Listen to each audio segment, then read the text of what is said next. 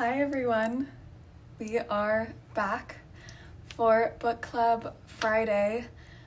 Me and my cast are still going very strong, and I'm super excited. This week is a really great week because it was actually very exciting for me. We read Joan Didion, and it was my first time reading Joan Didion ever, believe it or not, and she's been someone who I've just heard the most incredible things about, and I know she lived part of her time in Malibu, so, you know, after reading Play It As It Lays this week, I actually did an entire Joan deep dive, read a lot of her stuff, and I'm definitely a Joan fan now, so it was fun to do this book alongside all of you guys. But she's actually considered one of the most important writers of our generation, and an interesting fact that I found out about her is that she started her writing career in an essay contest that was actually sponsored by Vogue, which I thought was super cool. That, you know, that was kind of how she got her start. So we can talk a little bit about the book. I just want to give a quick backstory. So basically, the book follows the life of an out-of-work actress named Mariah, and while she's in a mental hospital, and it kind of goes through, from her perspective, the experiences that got her there, the people that played important roles in her life, and some of the hardships that she went through, you know, depression, escapism, drugs. She gets an abortion at one point, and you know, some of the struggles that she went through as a woman, especially in LA in the 1960s. So it's actually, this book has been called The Dark Heart of the American Dream. And I think there's a very beautiful tragedy to this book, especially because it is told from the perspective of a woman and written by a woman, which is super important. So you really do feel that connection between Joan and the main character, Mariah, and I think a lot of Joan's personal experiences were reflected onto this book. And I read another book by Joan where she talks a bit about the connections she made in this book, Play It As It Lays, with, you know, her real life and her real experiences as a woman, as an advocate for women's rights during a time when, you know, we still weren't considered equal, and we still struggle with these things today. So I think it's a really great book to do. As much as, you know, we can say that everyone's equal, I think it's important to also understand that a lot of these stereotypes are still very much around. So I wanted to read a few quotes that grabbed me in the book, and then I will bring on our guest, who I'm very excited about. So one quote that I really like, and it just ties back to the title of the book, is, "Always when I play back my father's voice, it is with a professional rasp. It goes as it lays, don't do it the hard way. My father advised me that life itself was a crap game. It was one of the 2 lessons I learned as a child. The other was that overturning a rock was apt to reveal a rattlesnake. As lessons go, those 2 seem to hold up, but not to apply." I just love the metaphors within that quote, and you know, these ideas that are implemented onto us as young women, especially by, you know, our parents, or especially our fathers, they carry throughout your entire life, and I think that's something really important to understand. Another one that she says, which I love, is, "She could remember it all, but none of it seemed to come to anything. She had a sense that dream had ended, and she'd slept on." And I think a lot of women begin to feel this way, you know, especially if you're in the public eye, you're celebrated, and everyone's looking at you, and suddenly, whether it's age, or you become a mother, or you suddenly don't want to be in the public eye anymore, and you're held to these standards, and when the world relies on your beauty so much, it diminishes you to just that, and then you start to lose a sense of who you are and your identity. And so with that, I want to bring on our guest, Emily, who,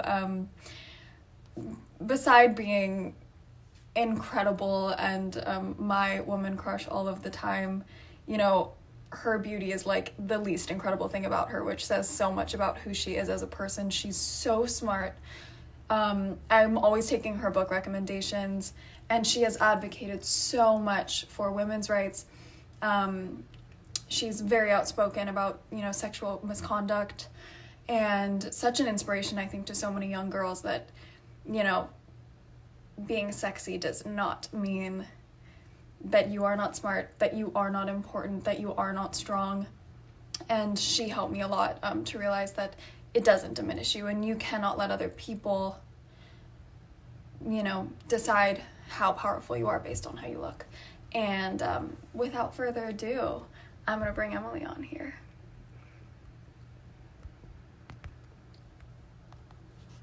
With my left hand, which is quite the struggle.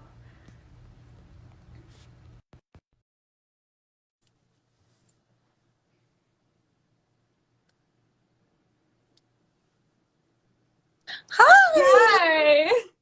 Oh my god, How that are was the you? nicest intro ever. I'm like blushing. Oh my god, I could go on forever. I was gonna say a whole speech, and I was like, okay, I have to actually get Emily on here so that people can talk to you. Nice. Well, you did such a good job describing the book. Thank you for being on here. I'm so excited. Oh my god, thanks for having me. I was so excited when you started this at the beginning of quarantine, and I've watched quite a few of them, so it's been fun. It's become my little quarantine love project, but it's actually been really fun, and just it's something I've always wanted to do, so the fact that I now have time to do it is just awesome.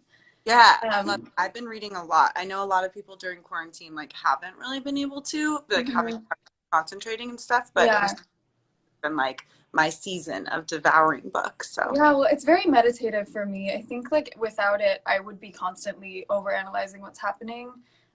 So to be able to read about other things that are happening in other places has been very helpful, I think, for myself. No, when it's really depressing, I have to say I finished this morning and I was like, oh my god, it's such a sad book. I know, it really does rip your heart out, but it's you read it so quickly, and there's so much to kind of process throughout that whole book. So yeah, it's a really I think in some ways, not emotionally, but as far as the text. Absolutely, and I think Joan is so ahead of her time with these ideas that she had. She's already demonstrating these power dynamics in the 1960s, which people were not talking about that at all then. Writing from the perspective that she does, it's just this is, I feel the main character in this book is sort of a flash in the pan of all the movies that were coming out at that time. She was not the main character of anybody else's story, so it's really cool to see that Joan gave her this sort of perspective. Absolutely. So you'd read the book before, right? I had, but I have to be honest, it really hit different this time. I read it. I read Slouching Toward Bethlehem, I guess senior year of high school, and then I read Play It As It Lays, maybe my first year of college. But I think that I wasn't ready for the book. I was thinking about it. I'm really glad that I reread it actually. So this was a great excuse for me to reread it. Because I think that I was why is she so sad? I don't understand the issues. She feels sorry for herself. Who are these people? It was harder for me at that point in my life to really, maybe I wasn't capable of being compassionate with her. And now as I'm 28 and looking at this, reading this now, it was almost triggering some of it. I was absolutely.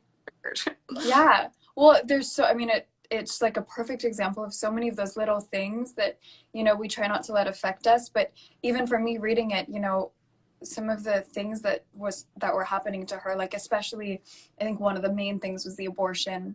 Yeah. Which was something that no one was talking about when Joan wrote this book. So the fact that she even put it in a book was a really big deal at the time. But, feeling like she didn't have a choice, I think, was something that was super triggering for me because it's oh yeah, even the way it's set up, the abortion itself. And what's really cool about this book, I think everybody who I saw, some people were not aware of which one we're talking about. We're talking about Play It As It Lays, Joan Didion, and the cover is so cool.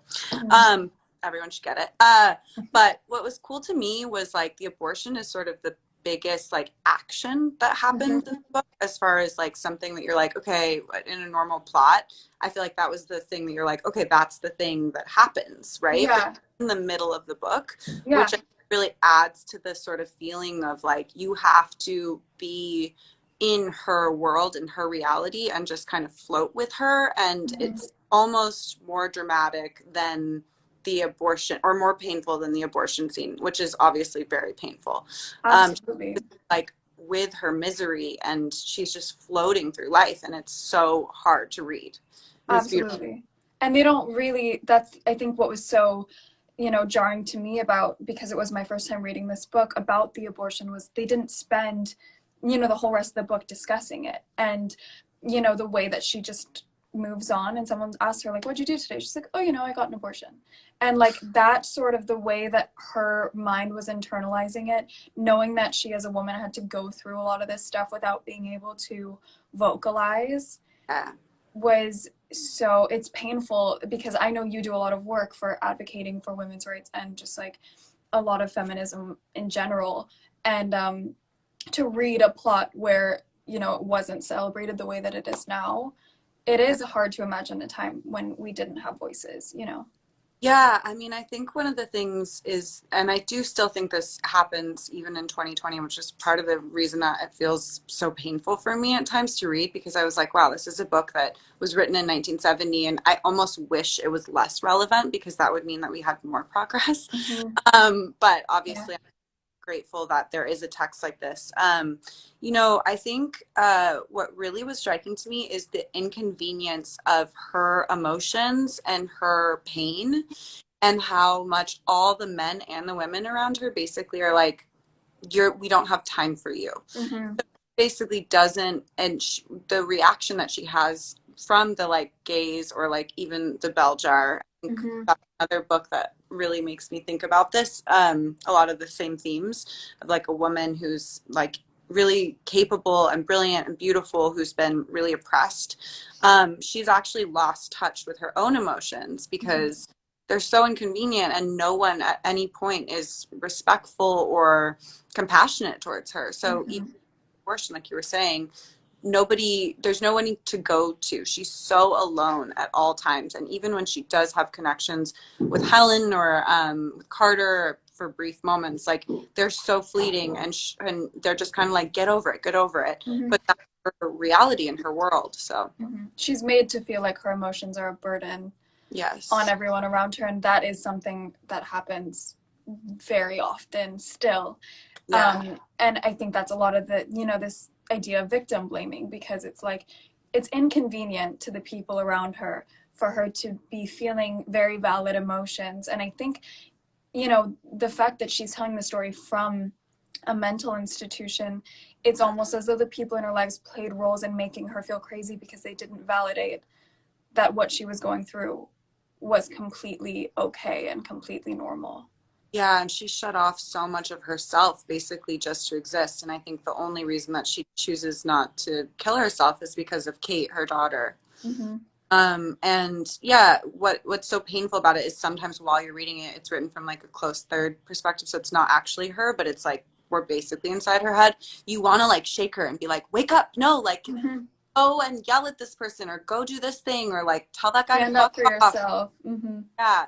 But she's so shut down to that in a way that's just heartbreaking, because you don't blame her, but you're also like frustrated with her, and you want her to fight back, but also you understand why she feels like it's easier to just lay down and take it. Horrible.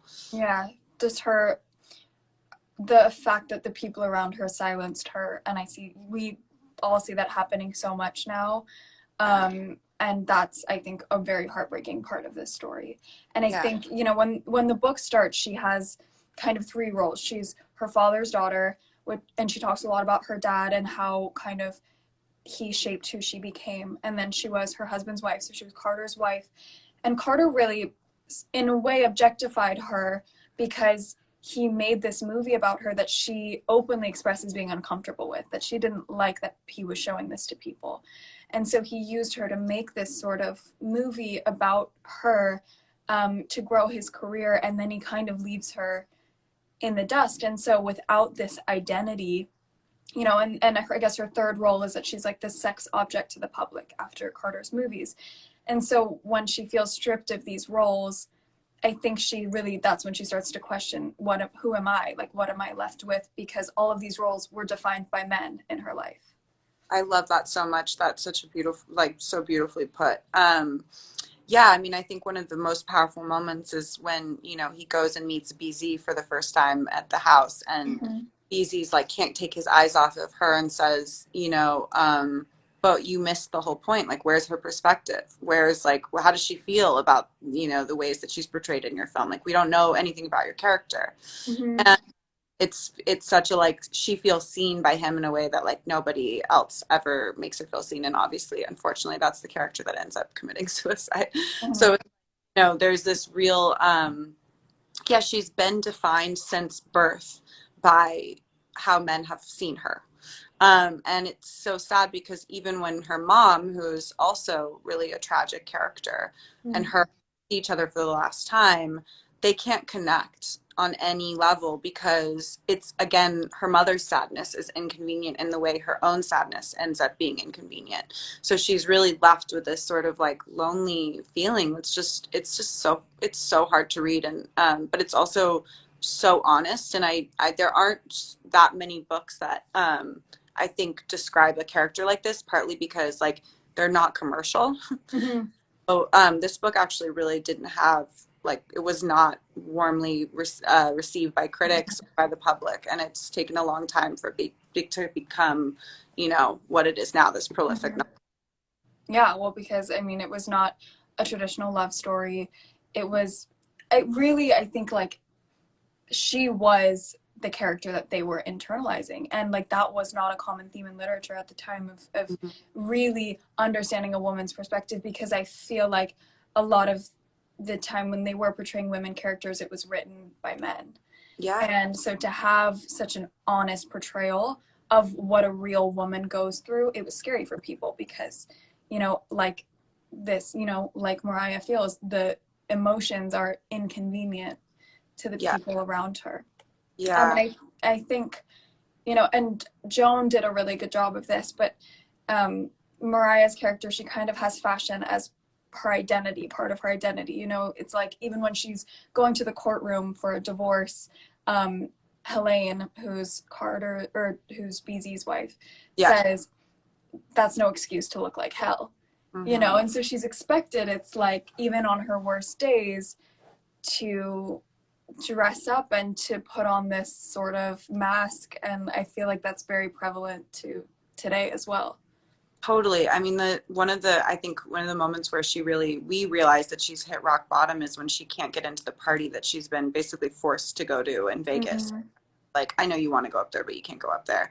And I think also in that sequence, she's in Vegas and someone says to her, like, or she overhears people guessing her age and being like, oh, she looks good for 36 or whatever. So and then Carter actually says, like, you're getting old, like, you're going to get old, which basically, you know, goes back to the whole idea that everything about her value is only in the way she looks, and her youth. And, like, it's interesting because some of the ways that she uses fashion, and I mean, like, her hair is such a big part of the book, and how we kind of trace where she's at, and some of it almost feels like armor, like it feels like, I think that's the part that really, like, speaks to Didion's relationship to fashion and how she always liked sort of the ability to control, right?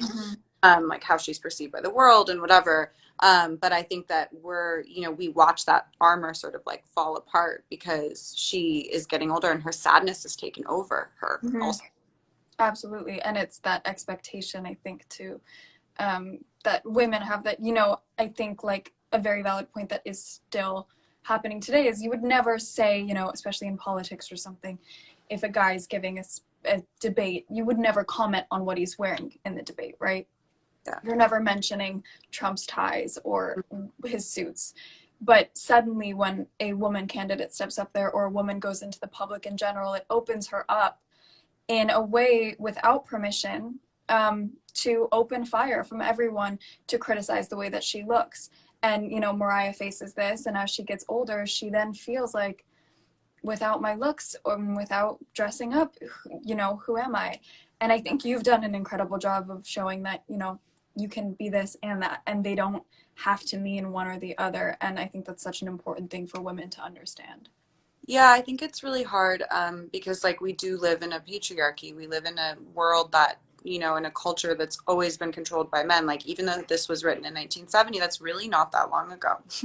And you can see just like how much men rule and even schedule the abortions and decide who sleep with who and whatever, and who gets, you know, the business of Hollywood. I mean, like obviously, you know, you're in fashion, but you are closely related. You grew up in LA, you understand that world, and seeing how much that's even still controlled by men is really devastating.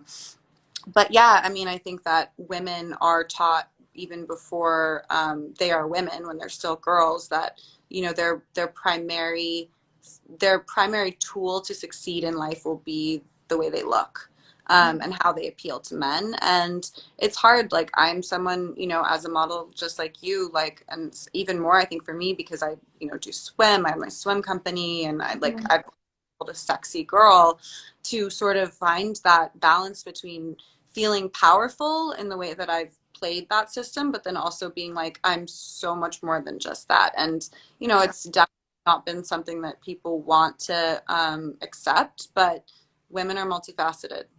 Absolutely. That's the most important thing for me is, you know, people just think that you cannot be both. You cannot have it both ways. And I think the biggest thing is this idea that was, you know, it's still happening today of dressing up for men or to look a certain way for men. And that, you know, the idea that you could just do it because it makes you feel good. And it Yeah. doesn't have to reflect on what you're putting out into the world, this idea of asking for it. That's so important to me, is that we choose what we get to wear, just like Mariah chose every day what she wanted to wear. And that's such a power move. I think, like you said, it's her armor, because that was something she could control in a world that was mostly controlled by the men in her life. Yeah, and I think it's so hard because when she's not dressed, even if like we chose not to dress sexy, then we'd also be judged for that, right? Mm-hmm. Like ultimately women can't win. No. So the best thing to do is to dress how you want to dress, which Mm-hmm. yeah, it feels so basic, but it's actually really difficult, I think. Absolutely. I mean, it's hard when, even when you do dress for yourself, people still think it's an open invitation to criticize and internalize it, and to diminish then your intelligence. And I think that's something that Mariah actually let get to her a lot, because she did shut down a lot, and she kind of turned to this sort of, you know, way of thinking of nothing matters anymore. Towards the end of the book, she says, you know, nothing matters, and nothing applies, and she just becomes a nihilist, really. Yeah, and I think that's sort of the one of the main themes of the book is sort of like this feeling of she's a player in a game, and she has to be in that game in order to have any type of life at all, because she Mm-hmm. really doesn't want the life that her mother had, which ends really tragically. So she's like, okay, I'm going to play this game. And the truth is just, you know, the game is irrelevant. There is no such, I was never a player. There's nobody, or I'm sorry, I was never a winner. I was always a player. I was basically like a pawn, right, in the game. And I think that, you know, the nothing thing is just like the tragedy of it is she's numbed herself to this way of living that's just completely out of touch with anything. She doesn't even, if somebody asked her what she wants, the only thing she'd be able to say is her daughter. But she Mm-hmm. really doesn't know what she wants otherwise. She can't figure out like what she cares about. Mm-hmm. I 100% agree. And I think, you know, she even says at the end, someone asks her, Beezy asked her why, and she said, you know, why not? And it's kind of just, I think there was almost a power in her sort of understanding that it was a game and understanding her role. And I do think that applies a lot, especially, you know, within modeling, is like you have to understand the role that you're playing. And even if it means being just a small part of the game, you have to, like, recognizing that, I think there's a power in that itself. Yeah, I mean, it's hard because it's like that shouldn't be the best option, but Mm-hmm. sometimes, and I hope that like moving forward in the world, you know, even the fashion world has slowly caught up. I don't think it's gotten as far as some people would like to think. But you know, I hope that there will be more options. Like as a young person, it felt so good to be like, okay, I understand my position. I understand like my role in this world. I want to be successful, and there's that control feeling. But I don't know that that's actual empowerment. And it's taken me a long time to kind of figure that out because it's really nuanced and complicated. And I think that's one of the things that she's dealing with here. Like she's this beautiful woman. She's desired. She has money. We know that throughout the whole book because she basically does nothing all the time. So unhappy, you know, so doesn't really have any power. And it's this understanding of like, you know, you can be what people think, you can have what people think is everything. And unless you feel like you've stood up for yourself and you've advocated for yourself, you know, you're not left with anything. And that's why I think writers like Joan were so important to women, especially because it opened up an entire world for us to speak. It was a platform that allowed other women to like step up and speak out just like you do now. And that's why I admire you so much for using that platform that women like Joan have given us through books like this. Totally. I think that like the female perspective was just considered not worthwhile. And I think that's one of the things that Mariah suffers from in the book is she just doesn't think that she's important enough or that her experience is important enough and to even be shared with anyone or to fight for. And that's like why she's gotten, you as you use the word nihilist sort of perspective. I think that's explaining it because she's just like nothing fucking matters. And Instagram, we're fine. But yeah, and I think that sorry, I got distracted. But yes. Absolutely. Well, I mean, I won't keep you any longer, but thank you so much for doing this. Thank you so much for having me. Honestly, and I'll be on the book club every week now, watching and reading. You're welcome to join the book club anytime. Thank you so much. I'll see you soon. See you soon. Bye.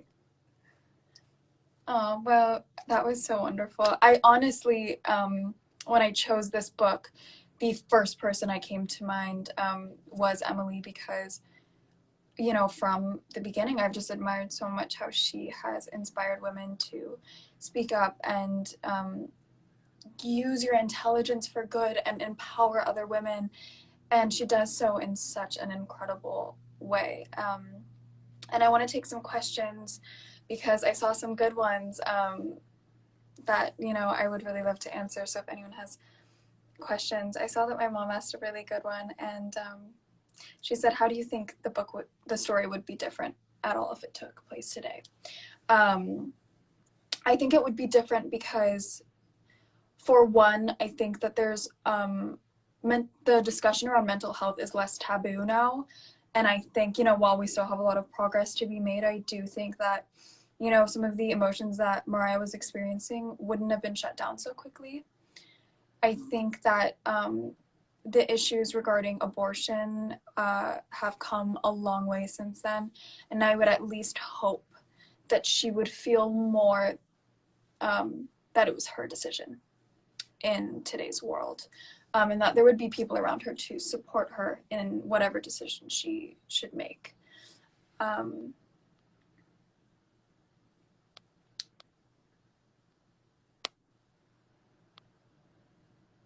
there any other questions?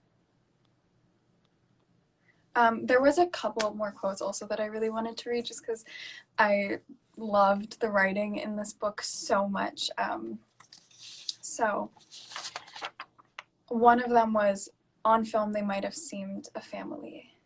And like I almost started crying just now when I read that, but it's this idea that things can appear so perfect and so wonderful on the screen or on paper or on your phone.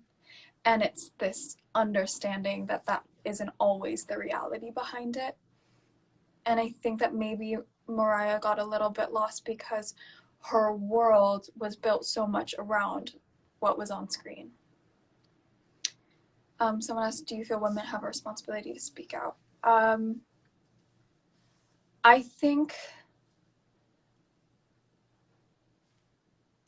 I would like to think that women have a responsibility at least to lift each other up, to empower each other, to make each other stronger. I think this idea of plotting women against each other, which has happened a lot throughout history, is a very toxic way of thinking. And I think, you know, if we all work together, if we all help each other, that's when incredible things happen. You know, no one can do it alone.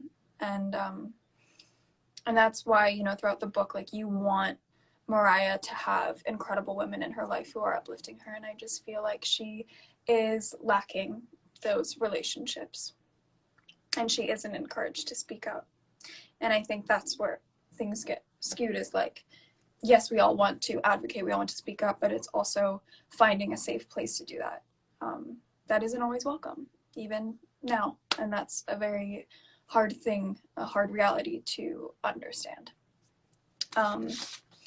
Another quote that I really liked is, there was silence. Something real was happening. This was, as it were, her life. If she could keep that in mind, she would be able to play it through, do the right thing, whatever that meant. I love that quote. Someone asked, do you relate to any of the characters in the book? You know, I relate to Mariah in a lot of ways. I think mostly because the objectification that she was feeling at times, I definitely can relate to, and I think feeling silenced by that, you know, it took me a long time to even do this book club because people don't expect a lot, especially from women, and I think proving that stereotype wrong is so important. So yeah, are there any other questions? How do you think her past influence / added to her current mental state? You know, I think we are all, to some extent, products of our upbringing. I think Mariah had an interesting relationship with her father, and I definitely think how she grew up really affected her. You know, they lost their house in gambling when she was young, and she moved to this small town, 20 people, and you know, and then she started modeling in New York, and she was getting paid to do catalog, and then all of a sudden her sort of hardships and her past became a storyline for Carter, who she hoped at least loved her. And I do believe Carter loves her throughout the story, but I think they have a very toxic relationship, and I think the way that she allows him to treat her at times is very difficult to read, because she is visibly, she does vocalize what she wants, you know, and that's the most heartbreaking thing, is she does try, I think, at times to vocalize her pain, her needs, her wants, and they aren't met, and they aren't listened to, and they aren't heard. And it's so important. Do you feel Carter saw Mariah more as an art project? See, that's such a good question. That's such an important point. Yeah, I mean, in a lot of ways I do. And I don't want to believe that because they share a child together. But, you know, in the second half of the book, he is then seeing his co-star on this new movie. And, you know, it's this like muse-director relationship that I think sort of makes Mariah start to feel very self-conscious, because, yeah, it does become, while you want to believe it's just an ode to her, it's something to honor her, it does feel a little bit, because she says it makes her uncomfortable, he shows it off like she's an object and not a person.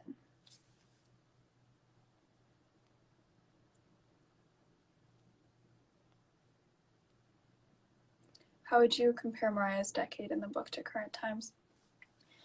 Like I said, I just think there's more space to speak up now. There's more platforms to speak up. It's more welcome, but I definitely think, like Emily said perfectly, you know, as much as we want to think that we have made a ton of spacing out. As much as we want to think that we made a ton of progress, I think that we still have so much more to go, and that's something that we can all work together to do, and that's why I do stuff like this. What did the book teach you? The book taught me to stand up for myself. Definitely. That just because that no one should make your emotions and your feelings feel inconvenient or like a burden, because everything that you're feeling is completely valid, and you have to find people who understand that and who hear you and who just want to help you, because you should never ever feel like you have to hold something in for someone else and at the expense of yourself, because like you see where it leads Mariah is down a very dark road. And don't accept that nothing matters, because it's not the truth. Fight for what matters and find what matters. Thank you guys so much for watching. I could talk about this book forever. I will announce next week's book tomorrow. It's another really good one that it's gonna be my first time reading it as well. So I'm having so much fun reading new books with you guys.